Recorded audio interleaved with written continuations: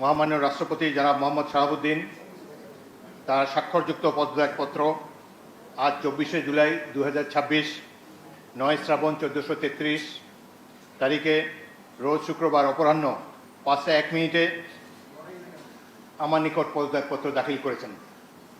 ফলশ্রুতিতে সংবিধানের 54 অনুচ্ছেদ অনুযায়ী আমি রাষ্ট্রপতির দায়িত্ব গ্রহণ করেছি।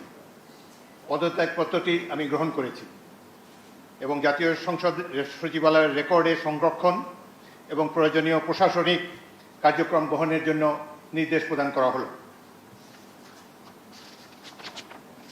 কেন তিনি পদত্যাগ করেছেন এটি নিশ্চয়ই জানার কৌতূহল আপনাদের মধ্যে রয়েছে। তিনি লিখিতভাবে জানিয়েছেন যে তিনি গুরুতর অসুস্থ, হৃদরোগ, উচ্চ রক্তচাপ, ডায়াবেটিস ও কিডনি জটিলতায় তিনি ভুগছেন। তার হৃদযন্ত্রে বাইপাস সার্জারি হয়েছে। ইদানিং স্বাস্থ্য পরীক্ষার অটোনমিক নিউরোপ্যাথি নামে রোগ শনাক্ত হয়েছে। এই রোগের কারণে তিনি মাঝে মাঝে অচেতন হয়ে পড়েন। এসব রোগের প্রাদুর্ভাবে এবং শারীরিক ও মানসিক অসমর্থতার কারণে স্বাস্থ্যগত কারণে পদত্যাগ করেছেন এবং বাংলাদেশ জাতীয় সংসদের স্পিকার হিসাবে এই পদত্যাগপত্র আমি গ্রহণ করেছি। সংবিধানে ইতিমধ্যে আপনারা জানেন যেদিন আমি স্পিকার হিসাবে শপথ নিয়েছি সেই দিনই ভারপ্রাপ্ত রাষ্ট্রপতি হিসাবেও শপথ নিয়েছি যদি প্রয়োজন হয়।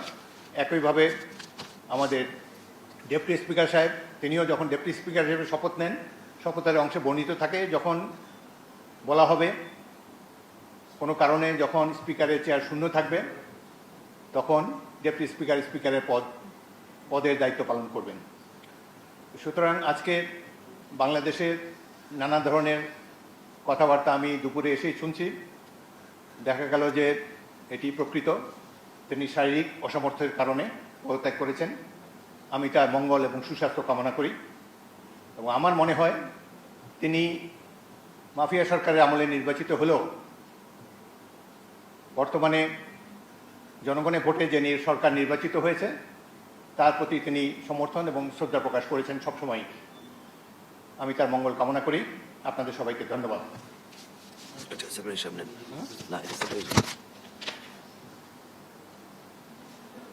কোনো প্রশ্ন থাকলে একটা দুটো প্রশ্ন করতে পারেন। জি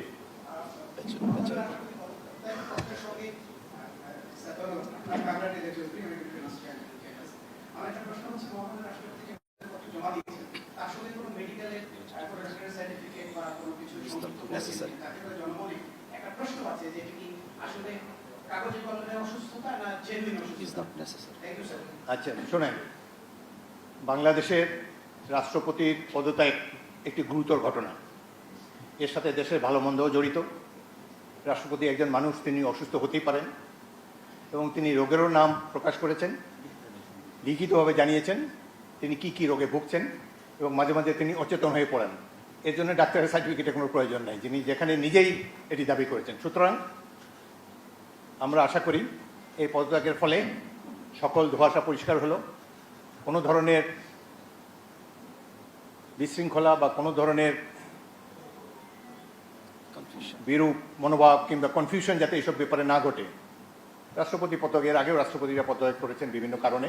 রাষ্ট্রপতি দেশের একজন সম্মানিত মাননীয় রাষ্ট্রপতি, তিনি পদত্যাগ করতেই পারেন এবং এই চেয়ারটা কখনো শূন্য থাকে না। এবং আমি জাতীয় সংসদের স্পিকার হিসাবে এই পদত্যাগপত্র গ্রহণ করেছি। এটি হলো বাস্তবতা। আশা করি সকল ধরনের কনফিউশন এখন থেকে দূর হয়ে যাবে। আপনাদের সবাইকে অসংখ্য ধন্যবাদ। এই ধরনের প্রশ্ন করবেন না ভাই, কোনো কনফিউশন ক্রিয়েট করবেন। দেখেন এক minute please listen to me. আপনারা আমাকে স্পিকার হিসাবেও দেখেছেন, এর আগেও 40 বছর ধরে রাজনীতি করছি। আমি সরাসরি কথা বলতে অভ্যস্ত। সুতরাং কনস্ট্রাকটিভ কথা বলা ভালো। আমি তো প্রশংসাই করলাম তার।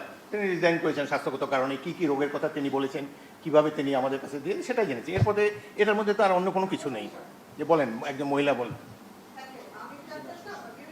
পরিচয়টা কি? আপনার পরিচয় দিয়ে বলেন। জি